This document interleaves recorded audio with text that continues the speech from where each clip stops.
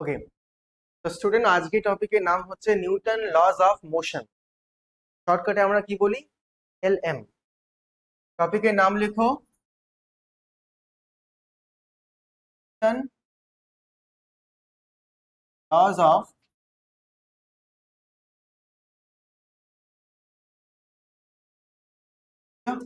আচ্ছা, বেসিক্যালি যখন আমরা এনএলএম পড়ি তখন মেইন কনসেপ্ট মাথায় আসে হোয়াট ইজ ফোর্স।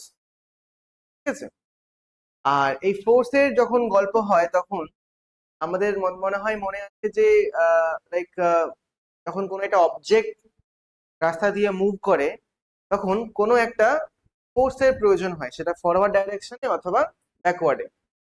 আজকে যদি একটা বাক্সকে আমি রাস্তা বরাবর সরাতে চাই তাহলে কি করতে হবে?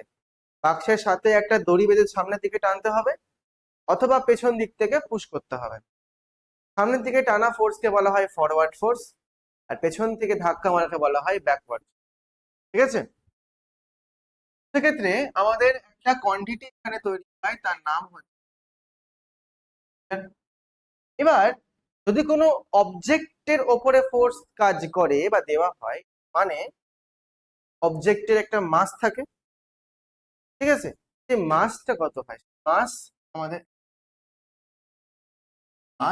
জানতে হবে। Okay?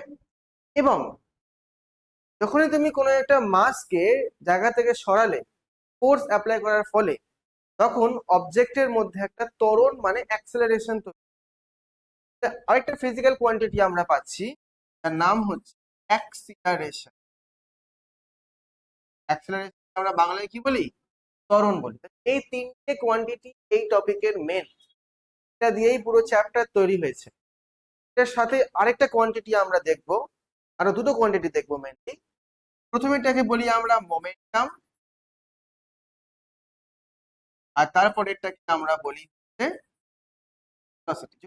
এই দুটো ইন্টার রিলেটেড, এবং এই মোমেন্টাম যেমন আমার ফোর্স থেকেও আসতে পারে, আবার ভেলোসিটি আবার অ্যাক্সেলারেশন থেকেও আসতে পারে।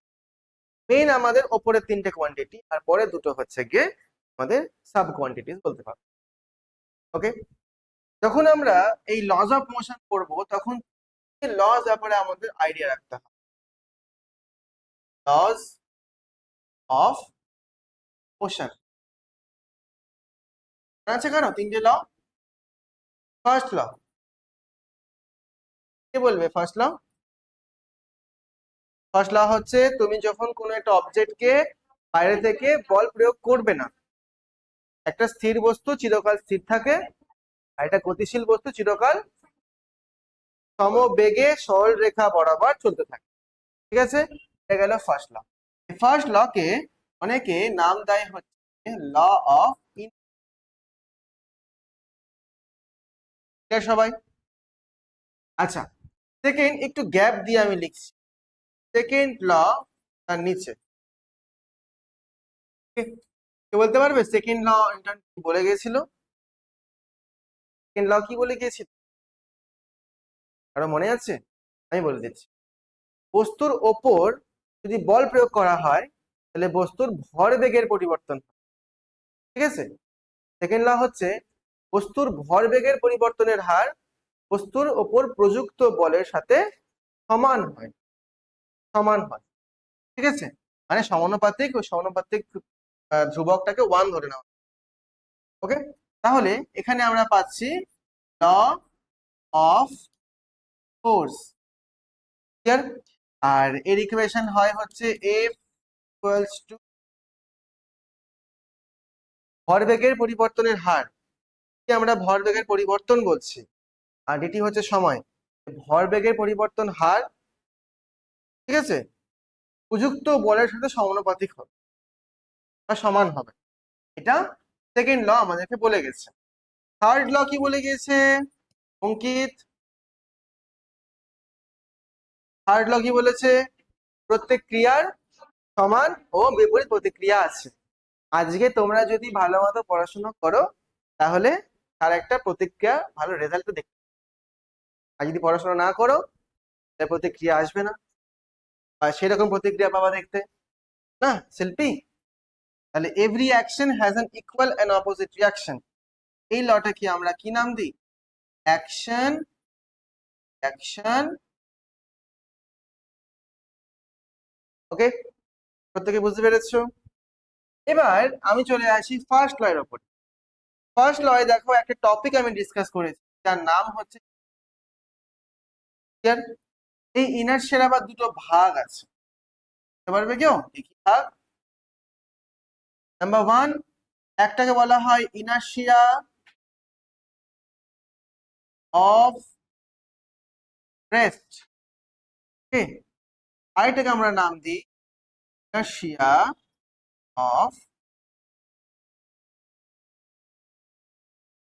Of rest, inertia of motion. Inertia of রেস্টের এক্সাম্পল কি?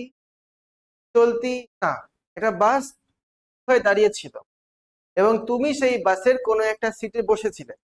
যখন সেই বাস হঠাৎ করে জার্নি শুরু করে তখন তুমি সামনের দিকে ঝুঁকে যাও, সরি পেছনের দিকে ঝুঁকে যাও। ঠিক আছে? এটা কেন হচ্ছে? কারণ তোমার বডির ওপরের পার্ট তখন রেস্টে থাকতে চাইছে, ওই জন্য সেই বডির পার্ট পেছনের দিকে ঝুঁকে পড়ে। কেন হয় এটা? ইনার্শিয়া অফ রেস্টের জন্য। একে বাংলায় আমরা কি বলি? স্থির জাড্য। ঠিক আছে? আর ইনার্শিয়া অফ মোশন কি? ইনার্শিয়া অফ মোশন মানে হচ্ছে যখন চলতি বাসে তুমি বসেছিলে ধরো সিটে, হঠাৎ করে যখন বাসটা থেমে যায় তখন তুমি সামনের দিকে ঝুঁকে পড়ো, কে বলা হয় ইনার্শিয়া অফ। ঠিক আছে? আচ্ছা, সেকেন্ড ল আমি ডিসকাস করেছি, এখানে এফ ইকুয়ালস টু ডিপি হয়, মানে ভরবেগের পরিবর্তন বা সময় হয়, এটা পরে আমরা শিখছি কি। আর থার্ড ল তো অ্যাকশন আর রিয়াকশন, প্রত্যেক ক্রিয়ার সমান বিপরীত প্রতিক্রিয়া বল আছে। ওকে, মোটামুটি শর্টকাটে আমরা নিউটনের তিনটে ল কিন্তু শিখে নিয়েছি। এবার চলে আসবো হচ্ছে মেন, আমাদের ক্র্যাশ কোর্স নিটের জন্য ইম্পর্টেন্ট। এটা হচ্ছে এখান থেকে কোথায় কোথায় জায়গা থেকে মানে কোশ্চেন গুলো আসে। দেখা গেছে second law plus third law, এই দুটো হচ্ছে হাইলি ইম্পর্টেন্ট টপিক, মানে এখান থেকে প্রচুর পরিমাণে কোশ্চেন। ঠিক আছে, একে নিয়ে আমরা ইম্পর্টেন্ট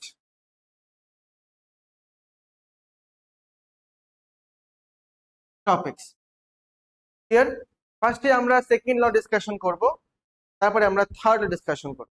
এখান থেকে নিট পরীক্ষাতে নিট 2 তে অ্যাপ্রক্সিমেটলি কম করে হলো 3 থেকে 4টে কোশ্চেন তো আসবেই। 4টে কোশ্চেন আসে তাহলে 12 মার্কস পাচ্ছ তুমি, সরি 16 মার্কস পাচ্ছ। আর 3টা কোশ্চেন আসতে গেলে 12 মার্কস। তাহলে নিট পরীক্ষাতে 16 মার্কস ফিজিক্সে তোলা মানে তুমি কিন্তু অনেকটাই এগিয়ে, এত নাকি? আর আগের যে আমরা ইলেকট্রোস্ট্যাটিক্স করে এসেছিলাম সেখানে তোমার আরো কিন্তু 8টে কোয়েশ্চেন হয়ে 32 মার্কস তুমি অলরেডি গেইন করে আসছো। আর তুমি এখান থেকে যদি 16 মার্কস পাও, 32 আর 16 যোগ করলে কত হয়? 48 মার্কস। এইভাবেই আমাকে অল্প অল্প অল্প করে মার্কস কে জোগাড় করতে হবে। সব কিন্তু পড়বো না, আর যতটুকু পড়বো একদম সলিড পড়বো। মার্কস আমি ওখান থেকে তুলতেই পারি যেভাবে আসুক কোয়েশ্চেন, ডাজন্ট ম্যাটার। আন্ডারস্টুড? এবার এই 3টে কোয়েশ্চেনকে আমরা 4টে পার্টে ভাগ করতে পারি। 3-4টে কোয়েশ্চেন 4টে পার্টে ভাগ করব। হ্যাঁ, প্রথমে আগে ডিসকাশন করব হচ্ছে এই চ্যাপ্টারের বেসিক পার্ট, যেমন হচ্ছে কি লাইক ইনার্শিয়া অফ রেস্ট কিভাবে তৈরি হয়, ইনার্শিয়া অফ মোশন আটকাতে পারে বা কি করে, হ্যাঁ মোমেন্টাম কি, মাস কি, রিলেশনশিপ থাকছে ভেলোসিটির সাথে, এই ছোটখাটো জিনিসগুলো বেসিক পার্ট বলা হয়। তো আগে বেসিক পার্ট ডিসকাশন করব। নাম্বার 2 হচ্ছে গিয়ে এরপরে আসবে হচ্ছে গিয়ে কিছু ডায়াগ্রামিক পার্ট। ডায়াগ্রামস ডায়াগ্রাম থেকে কিন্তু প্রচুর পরিমাণে কোয়েশ্চেন এখান থেকে বিগত বছরে এসে, বুঝতে পেরেছ?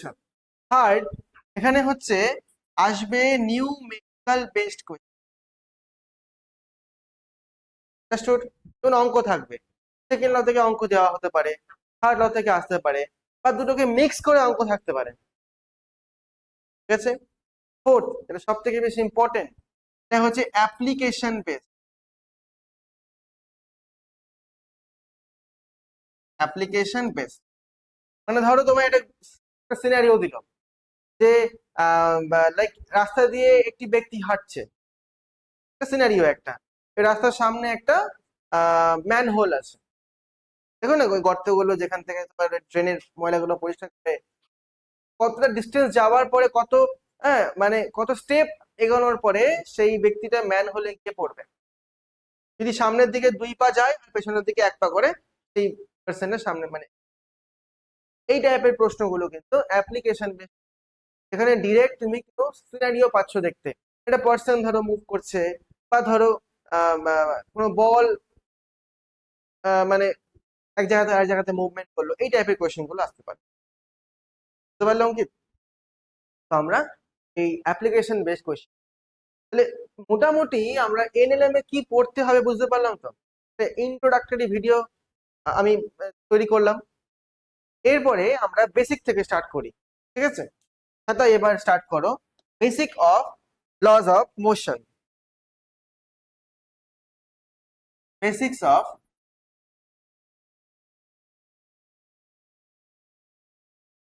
লজ অফ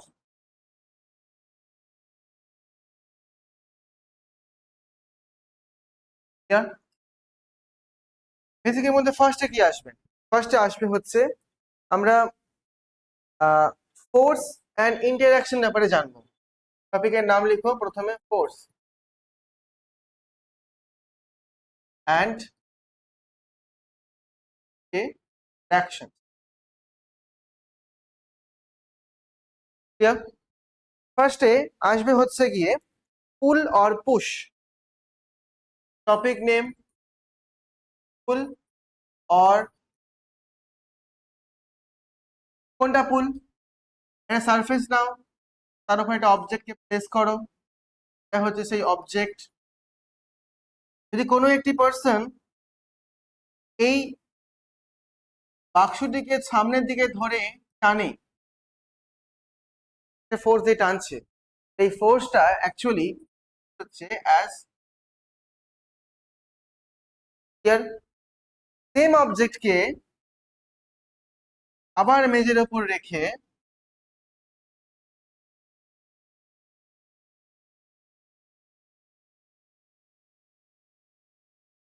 ধরো এবার কেউ অপোজিট ডিরেকশন থেকে ফোর্স দিচ্ছে, তো তীর চিহ্নের মুখ কিন্তু চেঞ্জ হয়ে গেল, তাহলে এই ফোর্সটার হবে নাম হচ্ছে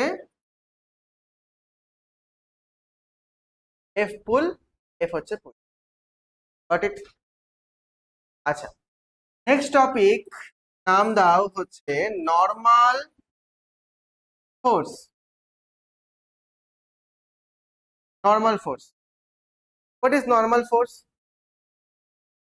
যেই ফোর্স লম্বভাবে বা নর্মালি কাজ করে। আনসার বোর্ড থেকেই আমার ডেফিনেশন চলে আসছে। ফর এক্সাম্পল, ধরো একটা অবজেক্টকে তুমি সারফেসের উপর রেখেছো, তাই না? এবার এই যে অবজেক্ট আমি রাখলাম, তার তো অবজেক্টে তো একটা ওয়েট আছে, সেই ওয়েট কোন দিক বরাবর কাজ করবে? অলওয়েজ নিচের দিক বরাবর কাজ করবে। তাহলে এই যে অবজেক্টের যেটা ওয়েট দেখো নিচের দিক কাজ করছে, সেটা সারফেসের সাথে একটা 90 ডিগ্রি অ্যাঙ্গেল ফর্ম করেছে না? এই অ্যাঙ্গেলটা তো হচ্ছে গিয়ে 90 ডিগ্রি, আর 90 কে আমরা ফিজিক্সে কি নাম দিই? নর্মাল, ম্যাথসে নর্মাল বলি। অবজেক্টের যে ওয়েট সেটা সারফেসের সাথে একটা নর্মাল ফোর্স তৈরি করেছে। Object weight x 90 degree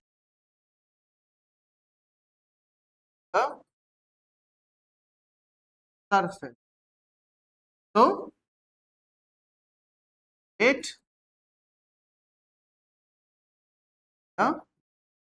normal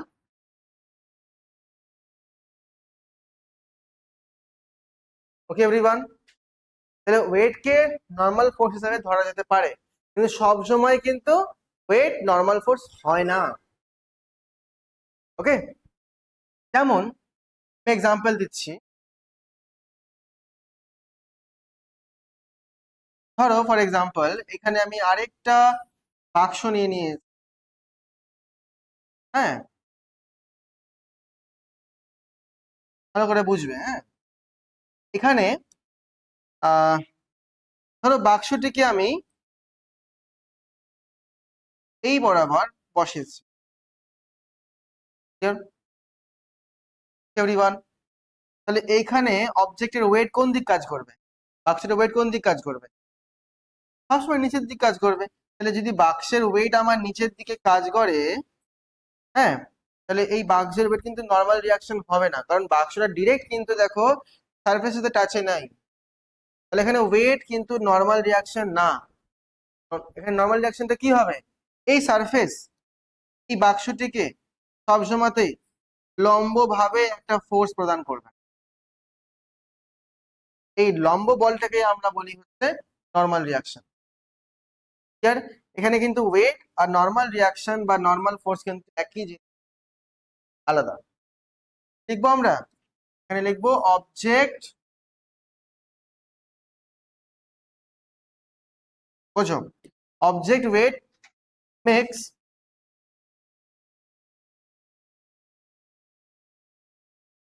90 degree angle with the normal force.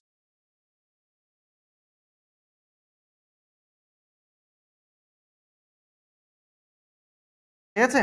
So weight is not a normal force here.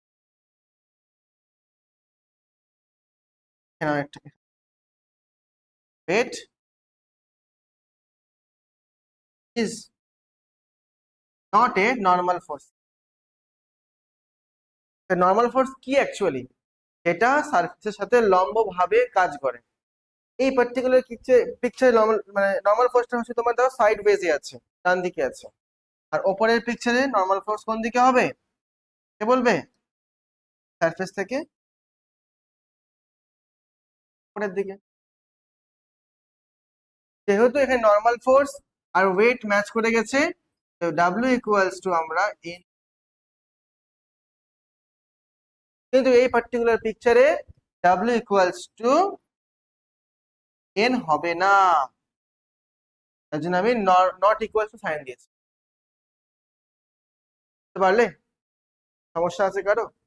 আমরা দুটো টাইপের ফোর্স ব্যাপারে শিখলাম, একটা হচ্ছে পুশ অর পুল, এটা পুশ অর পুল হবে, হ্যাঁ, আর একটা হচ্ছে নর্মাল ফোর্স। ক্লিয়ার? দেখে নাও প্রত্যেকে। ওকে, এর পরের টপিকের নাম আমরা দেব হচ্ছে ফ্রিকশন।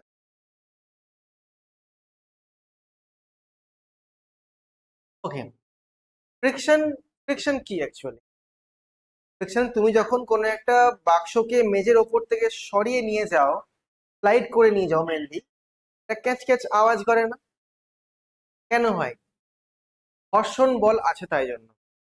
মেজের সাথে সেই বাক্সের তলদেশের একটা ঘর্ষণ তৈরি হয়, বুঝতে পেরেছো? তাই জন্যই তোমার এই আওয়াজটা তৈরি হচ্ছে। নাম্বার টু হচ্ছে তুমি সেই বাক্সটাকে সরাতে তোমার বেশি পরিমাণ বল প্রয়োগ করতে হবে, তাই তো নাকি?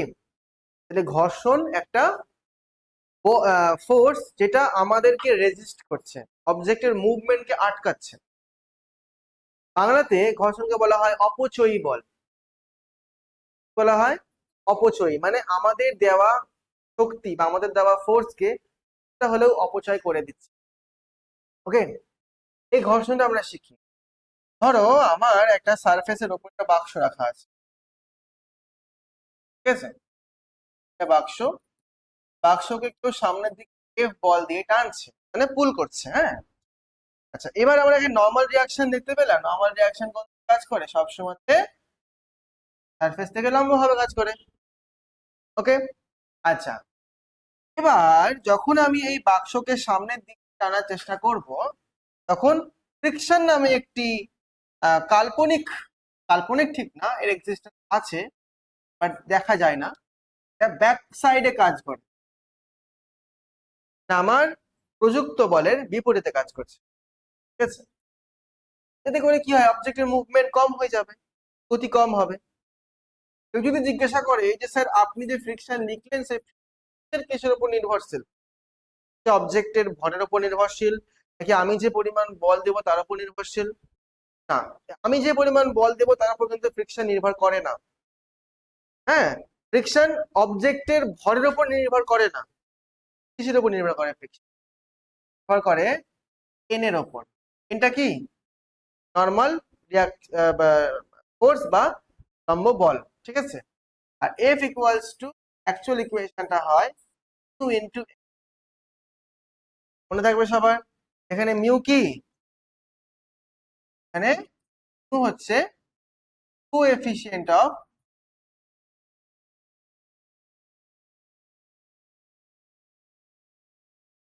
Friction equals to coefficient of friction. প্রত্যেকে বুঝতে পেরেছো?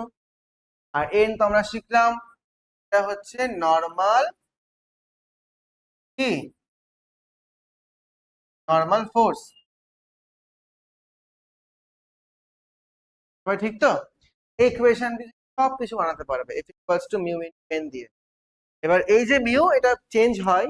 হ্যাঁ, কখনো ধরো স্থিত ঘর্ষণ হয়, কখনো আবার চল ঘর্ষণ হয়, সেই হিসাবে মিউ এর ভ্যালু চেঞ্জ হতে পারে। এই পার্টিকুলার ইকুয়েশনে আমরা আরেকটু মডিফিকেশন করি।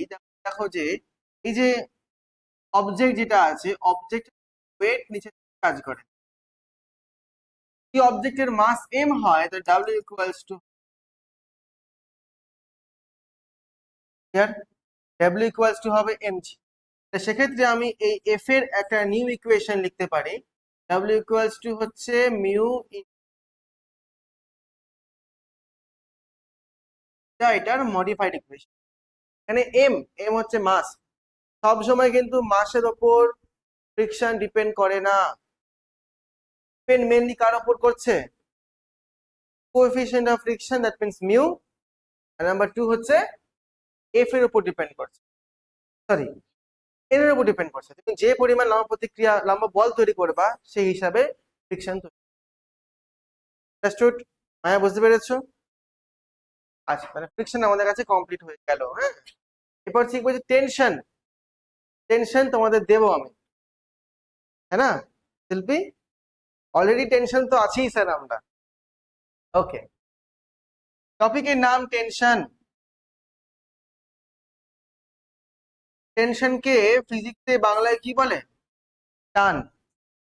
তাই জন্য একটা সিলিং আমায় আগে রেডি করতে হবে, এর সাথে একটা দড়ি দিয়ে আমি একটা বাক্সকে ঝুলিয়ে দিলাম, ঠিক আছে। এবার যদি তুমি খেয়াল করো তাহলে দেখবে বাক্সটা কিন্তু সিলিং এর সাথে অ্যাটাচ হয়ে, হ্যাঁ, দড়ির সাহায্যে ঝুলছে। তাহলে বাক্সর তো একটা নিজস্ব ওয়েট আছে, এটা হচ্ছে এমজি, এবং সেটা কিন্তু নিচের দিকে ডিরেক্টেড। যদি এই এমজি ওয়েটকে ব্যালেন্স করতে হয় তাহলে অপোজিট ডিরেকশনে আরেকটা কিন্তু বলের প্রয়োজন, আমরা টেনশন বা টান বলি। ক্লিয়ার? তাহলে এখানে টি ফর কি, টেনশন। প্রত্যেকে বুঝতে পেরেছো? হ্যাঁ, এবার এই যে এমজি যেটা আছে তা অ্যাকচুয়ালি ওয়েট তো। মনে রাখবে টেনশন এমন একটা ফ্যাক্টর, এমন একটা ফিজিক্যাল কোয়ান্টিটি যেটা একটা দড়িতে বা রোপে হয়তো উপরের দিকে তৈরি হয়েছে কারণ এমজি কে ব্যালেন্স করতে হবে, ঠিক আছে। এটাও ভাবতে হবে এই টেনশন আবার নিচেও তৈরি হয় কারণ একটা দড়িতে দুইটা টেনশন তৈরি হয়। এই দুটো টেনশন কিন্তু একই রকমের দেখতে, পরে ক্যাপিটাল টি, ক্যাপিটাল, ঠিক আছে। লজিক কি? লজিক হচ্ছে সিঙ্গল থ্রেড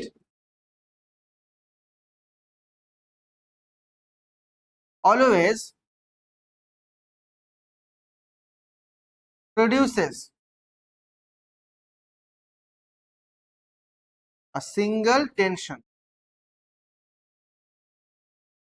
ঠিক আছে। আমি কিন্তু এখানে T1 T2 লিখিনি, তুমি টি লিখেছি, এখানে উপরের টি আর নিচের টি ব্যালেন্স করবে। ইয়েলো কালারের টি আমাদের অ্যাকশন হয়, তাহলে এই পিঙ্ক কালারের টি কি হবে? Reaction. Every action has an equal and opposite reaction, আর এটা একই দড়িতেই তৈরি। প্রত্যেকে বুঝতে পেরেছো? আর কোনো ডাউট আছে? নেক্সট এবার আমরা শিখবো হচ্ছে স্প্রিং ফোর্স। ফ্রিকশন হলো, টেনশন হলো, এই পার্টে দেখিয়ে দিচ্ছি আমরা স্প্রিং ফোর্স। মানে কোনো ধরনের স্প্রিং দেখেছো কেমন দেখতে? পেঁচানো দেখতে স্প্রিং ফোর্স। এই হচ্ছে কি একটা দেওয়াল, এই দেওয়ালের সাথে আমি একটা স্প্রিং দিলাম, তাই না? এই স্প্রিংটাকে আগে কেউ টানছিল না, স্প্রিং এর পজিশন হয়েছিল হচ্ছে সেন্টার পজিশন। এবার এই সেম স্প্রিং কে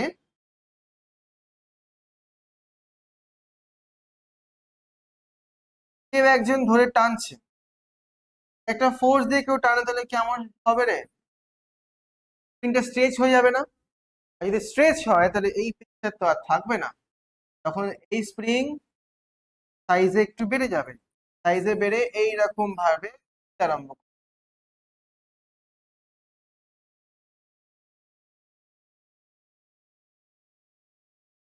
কি ঠিক তো? এই যে লাইনটা আমরা পাচ্ছি একদম শেষ মাথা, এই শেষ মাথার ডিস্টেন্স আমি ধরলাম সেন্টার পয়েন্ট থেকে এক্স ডিস্টেন্স কভার করেছে। ক্লিয়ার তো? আচ্ছা, এখানে কিন্তু এটা বাইরে থেকে তোমায় বল প্রয়োগ করতে হবে, হ্যাঁ, এখানে বাইরে থেকে কেউ একজন বল প্রয়োগ করে। যখনই এই বাইরে থেকে বল প্রযুক্ত করাটা ছুটে যাবে, মানে আর কেউ প্রযুক্ত বল দেবে না বাইরে থেকে, তখন স্প্রিংটা আগের পর্যায়ে ব্যাক করে আসতে চায়। আর যদি ব্যাক করে আসতে চায় তাহলে কি একবারে আসতে পারবে? স্প্রিং তো ভাইব্রেট করবে না। পরের কেসে দেখা যাবে এই স্প্রিং সংকুচিত হয়ে গেছে, মানে কম্প্রেসড হয়ে গেছে। বুঝতে পারলে? কম্প্রেস হয়ে হয়তো এইসব জায়গাতে এসে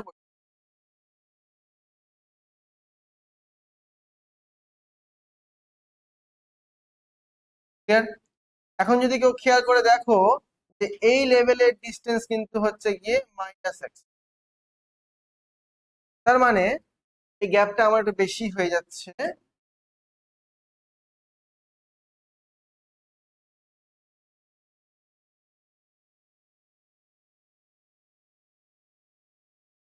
এক্স হয়, বাইরে থেকে আমি এফ পরিমাণ বল প্রয়োগ করলাম, আর এটা তাহলে হবে -x।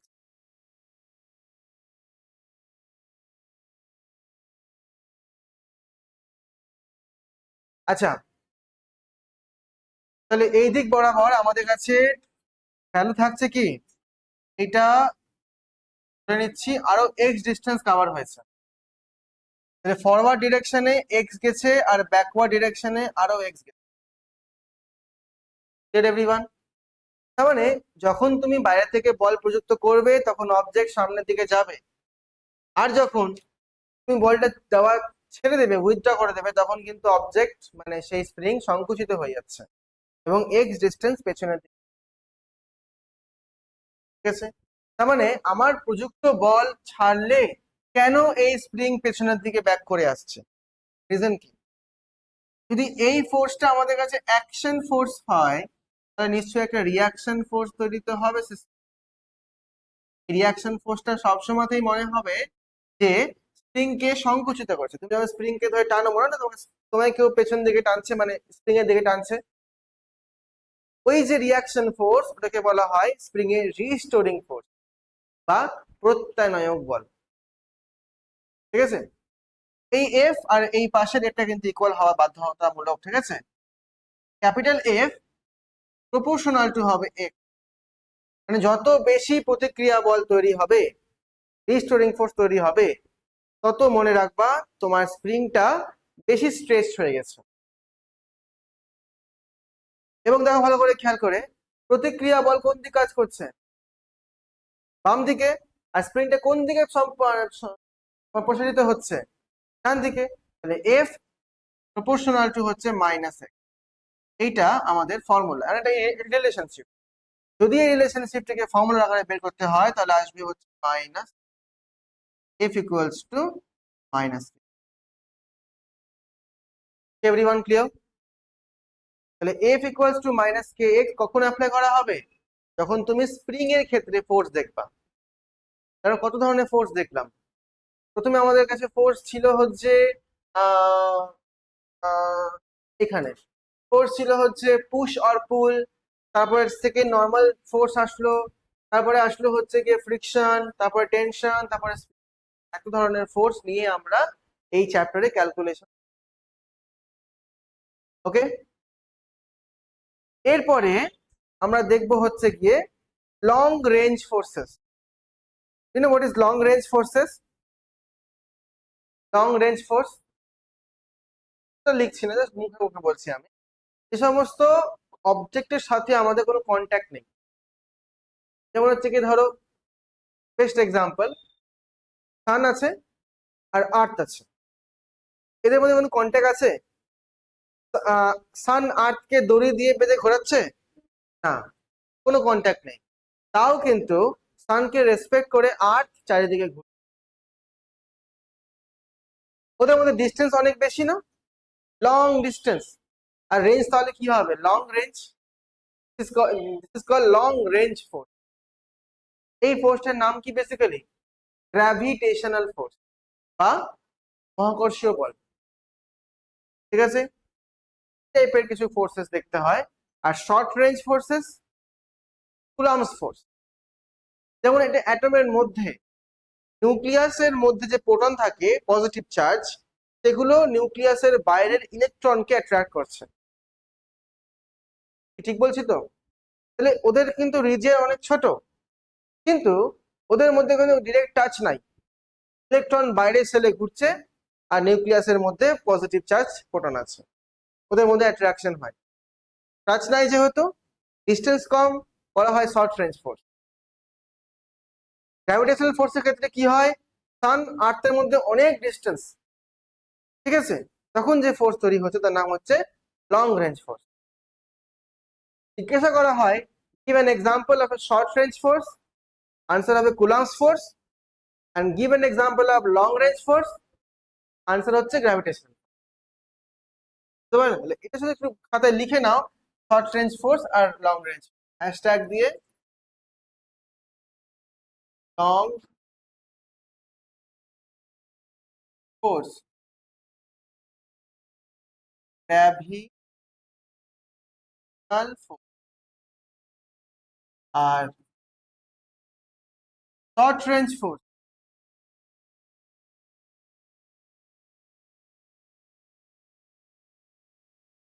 এটা হবে কুলম্বস ফোর্স।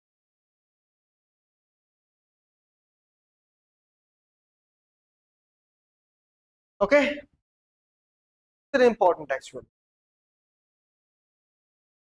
মোটামুটি আমরা ফোর্স সম্পর্কে আইডিয়া পেলাম। এই ফোর্স গুলো কিন্তু কোনো না কোনো অবজেক্টের উপরে কোনো না কোনো ভাবে কাজ করছে।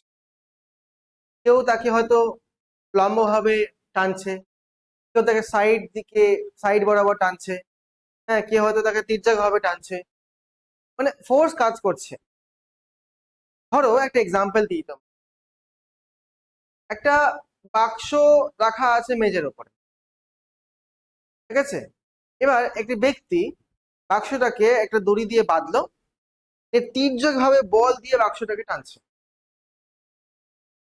হ্যাঁ, বুঝতে পেরেছো? ইমাজিন করো একটা বাক্স আছে, দড়ি দিয়ে বাঁধা, বাক্সটাকে আমি ধরে তির্যক ভাবে টানছি, একটা বল তৈরি হবে তো, ফোর্স দিয়ে টানছি তো। এখানে কোন কোন ধরনের ফোর্স তৈরি, কতগুলো ফোর্স একসাথে এই বাক্সের উপরে কাজ করছে বলতে পারবে? নাম্বার ওয়ান, নর্মাল ফোর্স কাজ করছে, ফ্রিকশন কাজ করছে, টেনশনও কাজ করছে, আর হ্যাঁ, তাহলে পুল কাজ করছে। আর কোনো ফোর্স আছে? অবজেক্টের ওয়েট আছে, ওয়েট অফ দি অবজেক্ট। এই চারটে ফোর্স একই সাথে একটা অবজেক্টের উপরে কাজ করছে, দেখেছো? এবং এই কাজ করার ফলে অবজেক্টের মোশন হতে পারে অথবা নাও হতে পারে। তাহলে একসাথে চারটে ফোর্স কি ড্র করতে পারবে মানে অবজেক্টের সাথে অবজেক্টের উপরে? দেখে নেওয়া যাক, ঠিক আছে? আমি একটা কনসেপ্ট তোমাকে দিচ্ছি, এই টপিকের নাম হচ্ছে কি বডি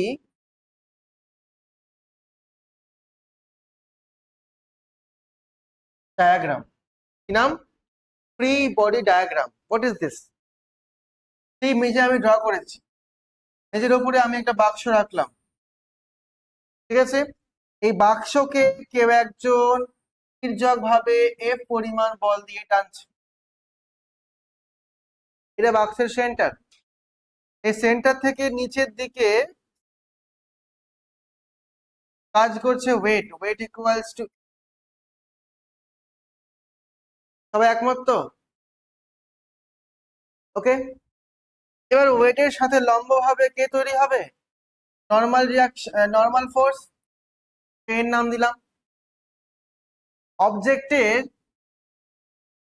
উপরে বল প্রযুক্ত হচ্ছে তির্যক ভাবে। তির্যক বল মানে হচ্ছে, মনে রাখবা, অনুভূমিকের সাথে একটা অ্যাঙ্গেল থিটা তৈরি, থিটা অ্যাঙ্গেলে বল প্রযুক্ত করা হয়েছে। যদি থিটা অ্যাঙ্গেল তৈরি হয়, তাহলে অনুভূমিক দিকে, অনুভূমিক দিকে বলতে পারবে কত পরিমাণ বল দেওয়া হলো? F cos theta. আর উলম্ব দিকে কত পরিমাণ বল দেওয়া দাও? F sine theta. গুড, এটা হচ্ছে এফ সাইন থিটা। ওকে, এখনো শেষ না, এখনো শেষ করে নি আমি। এবার যেহেতু সামনের দিকে মুভমেন্ট হচ্ছে, হ্যাঁ, তো বেসিক্যালি হচ্ছে গিয়ে যখন এক অবজেক্ট সামনের দিকে মুভ করবে, আমাদের টেন্ডেন্সি কি? অবজেক্টকে সামনের দিকে ঠেলে নিয়ে যাওয়া। তাহলে পেছনের দিকে একটা ফ্রিকশন তৈরি হবে তো। ফ্রিকশন আমার তৈরি হচ্ছে পেছনে, মানে এই ডিরেকশন, এটা হচ্ছে ফ্রিকশন। কে সবাই? অঙ্কিত বুঝতে পেরেছো? কতগুলো ফোর্স পেলাম আমি? 1 2 3 4 5, তাহলে 5খানা ফোর্স পেয়েছি। আর এই 5খানা ফোর্সের জন্যই কিন্তু অবজেক্ট, হ্যাঁ, স্থির অবস্থাতে আছে। বা ধরো অবজেক্ট মুভ করছে, আমি ধরলাম এটা আমার ম্যাক্সিমাম ফোর্স, এই পর্যায়েতেও অবজেক্ট কিন্তু রেস্টেই আছে, মানে লিমিটিং কন্ডিশনে আছে। সেই ক্ষেত্রে যদি আমরা ব্যালেন্স ইকুয়েশন বানানোর চেষ্টা করি, কেমন টাইপের ইকুয়েশন আসবে কে বলতে পারবে?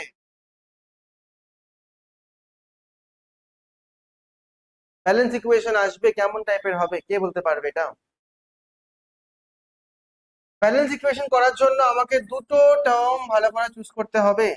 নাম্বার 1, একটাকে বলি আমরা হরিজন্টাল ইকুয়েশন, একটাকে বলি আমরা ভার্টিক্যাল ইকুয়েশন। ঠিক আছে, হরিজন্টাল মানে কি? অনুভূমিক। ভার্টিক্যাল মানে কি? উলম্ব হবে, লম্বালম্বি। তাহলে হরিজন্টাল ইকুয়েশন, দ্যাট মিনস অবজেক্টকে এই ফোর্স দিয়ে সামনের দিকে টানা হলো, F cos theta. F cos theta কার সাথে ব্যালেন্স হয়ে যাচ্ছে? ফ্রিকশনের সাথে। আর এই friction F cos theta equals to friction. সবাই ক্লিয়ার তো? এটা হরিজন্টাল ইকুয়েশন, তাই তো নাকি? আর উলম্ব বরাবর কতগুলো ফোর্স আছে? 3টে। তার মধ্যে দুটো ওপরের দিকে আছে, এফ সাইন থিটা আর এন। তাহলে ওপরের দিকে আমার হয়ে যাচ্ছে F sine theta plus N, আর নিচের দিকে আমার কাছে আসছে এম। তাহলে দুটো ইকুয়েশন আমরা পাচ্ছি, একটা হচ্ছে F cos theta equals to F, আর F sine theta. Clear?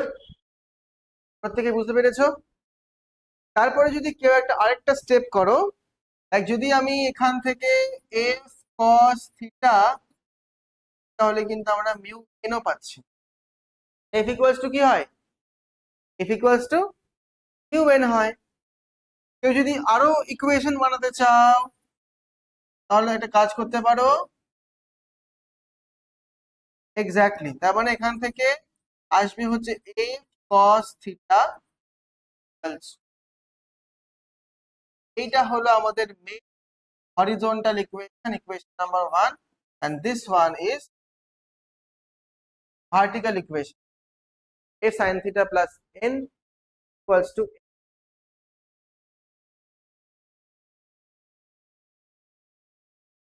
here. এটা আমরা লিখতে পারি। এখানে একটা জিনিস একটু কারেকশন করে নাও, এইটা তোমরা লিখো না, তোমরা আগেরটাই লিখো, কারণ অলরেডি আমাদের কাছে দেখো n আছে কিন্তু। তো আমরা mg কে লিখতে গেলে কিন্তু n দিয়ে আবার ডিভাইড করতে পারবো না, তাহলে একটা n মানে বেঁচে থাকবে। আমরা এটাকে ইকুয়েশন নাম্বার 1 দিয়ে দিই।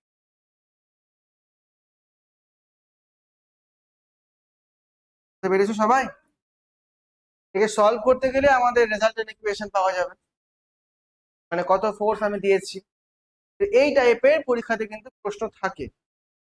একটা করে দেখি। ফর এক্সাম্পল, এই কোয়েশ্চেনে আমায় বলে দিয়েছে যে মিউ ইকুয়ালস টু 0.2, যে কোএফিসিয়েন্ট অফ ফ্রিকশন তা 0.2 দেওয়া আছে, আর থিটা আমায় বলে দিয়েছে 60 ফর এক্সাম্পল। ওকে, আর নর্মাল রিয়াকশন এটা তো জানি না, এটা কোয়েশ্চেন করেছে। হ্যাঁ, এফ আমায় বলে দিয়েছে 5 নিউটন, আর মাস mg কি হয়েছে 2 কেজি, আর জি হচ্ছে গিয়ে 10 মিটার বাই সেকেন্ড। এত কিছু বললে কিন্তু অঙ্কের লেন্থ অনেক বড় হয়ে যাবে। দেখো কতগুলো কি বলেছে, মিউ বলেছে, থিটা বলেছে, এন বলেছে, এফ বলেছে, এম বলেছে, জি বলেছে, সবগুলো কিন্তু এখানে আছে। দুটোকে সলভ করে নিয়ে আমাকে বলেছে এন কত হবে বের করতে। এন দেখো কোয়েশ্চেন মার্ক দিয়েছে। তোমাদের যে কোয়েশ্চেনের পরীক্ষা নিয়েছিলাম আমি, এখানে কিছু কিছু অঙ্ক অনেক বড় বড় লেন্থে ছিল না? কেন ছিল? মনে রাখবা, ফিজিক্স একটা খুব ভালো নিয়ম আছে, যত বড় অঙ্ক, হ্যাঁ, তত বেশি সহজ হয়, কারণ ওখানে ইনফরমেশন বেশি দেওয়া থাকে। বড় কোয়েশ্চেন করতে কম সময় লাগবে, শুধু পড়তে সময় বেশি লাগবে। ছোট কোয়েশ্চেন ইনফরমেশন কম দেওয়া আছে, ভাবতে সময় বেশি লাগবে। এক্স্যাক্টলি। তো অলওয়েজ চেষ্টা করবা বড় কোয়েশ্চেন ট্রাই করতে। প্রত্যেকটা কোয়েশ্চেন কিন্তু পিওয়াইকিউ এর কোয়েশ্চেন, একটা কোয়েশ্চেন এমন নাই যে পিওয়াইকিউ এর বাইরে আছে। সবগুলো এ থেকে জেড চ্যাপ্টার ওয়াইজ পিওয়াইকিউ আমার কাছে সব রেডি আছে। এমনি কোয়েশ্চেনের স্ট্যান্ডার্ডটি কেমন ছিল? মানে কঠিন question, easy question, medium question? প্র্যাকটিসের অভাব আছে। সিম্পল ফান্ডা ভাই। এই কোয়েশ্চেন গুলো পরীক্ষা দিচ্ছে কারা? যারা 11 মাস পড়াশুনো করে বা 12 মাস 1 বছর পড়াশুনো করে পরীক্ষা দিচ্ছে। আর তোমরা মাত্র 1 থেকে। কঠিন লাগাটা তো স্বাভাবিক, তাই না? সেই ক্ষেত্রে এই কঠিনটাকে তোমাদের প্লাস সাইন, না তোমরা বাকিদের থেকে এগিয়ে আছো। কোন দিক থেকে এগিয়ে আছো? তোমরা শুরু করলে না, এটাই কিন্তু এটা জিল, এটাই কিন্তু এটা সাহস। কে শুরু করতে পারে না? তো বেসিক্যালি আমাদের এই টাইপের কোয়েশ্চেন গুলো বড় লেন্থের থাকে। হ্যাঁ, তুমি লাইক এভাবে করতে পারবে। Next topic, listen. Next topic হচ্ছে মোশন। যেমন আমরা হরিজন্টাল যে সারফেস বা অনুভূমিক যে তল, তার উপর থেকে অবজেক্টকে মুভ করালাম। এবার যদি আমরা দেখি যে মোশন অন অ্যান ইনক্লাইন্ড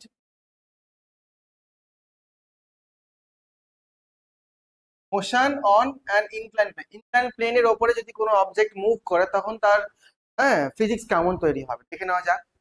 কেমন দেখতে হয় ইনক্লাইন্ড প্লেন? তাহলে কি বলি, ইনক্লাইন্ড প্লেনকে সমতল।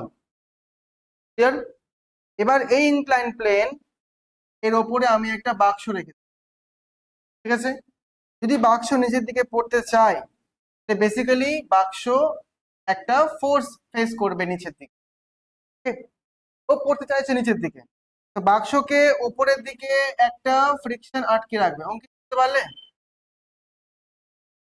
ইনক্লাইন প্লেন, তার উপরে একটা বাক্স রাখলে কি হবে? বেসিক্যালি বাক্স নিচের দিকে পড়তে চাইবে। এটা একটা ইনক্লাইন্ড প্লেন, একটা স্লোপ আছে, ঠিক আছে? যদি আমি একটা বস্তুকে রেখেছি তাহলে কি হবে? বস্তু নিচের দিকে পড়তে আরম্ভ করবে না? এটাই বলছি, তো নিচের দিকে পড়তে চাইছিল কিন্তু ফ্রিকশন তাকে আটকে রেখেছে। এর দিকে দেখো পড়তে চাইছে, ফ্রিকশন তাকে আটকে রেখেছে, বুঝতে পেরেছো? আচ্ছা, এটা হলো 1 নাম্বার। নাম্বার 2 হচ্ছে যদি এই অবজেক্টের আমরা মাস দেখি, মাস m হলে ওয়েট হবে mg, তাই না? আর এই ওয়েটকে আমরা দুটো পার্টে ভাঙতে পারি, একটা ভাঙতে পারি এই দিক বরাবর, আরেকটা হচ্ছে গিয়ে যেই তল বরাবর স্লিপ কাটছে সেদিক। অ্যাঙ্গেল অফ ইনক্লাইনেশন আমি ধরলাম থিটা, এটা কি? এটা হচ্ছে angle of inclination, got it? তাহলে এটা যদি থিটা হয়, by the geometry we can say that this angle will also be theta, okay?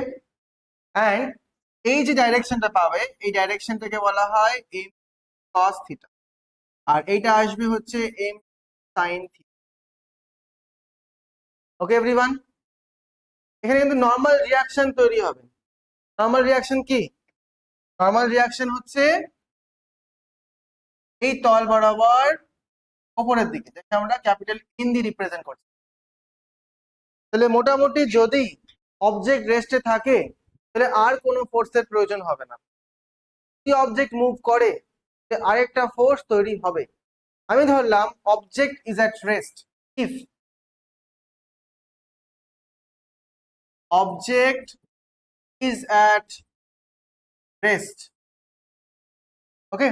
তখন ইকুয়েশন আসবে অনুভূমিক বরাবর, আমি আগে সমাধান করে নেব, মানে ব্যালেন্স ইকুয়েশন রেডি করে নেব।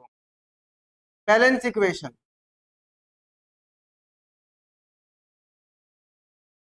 ব্যালেন্স ইকুয়েশন হচ্ছে mg sin theta equals to f,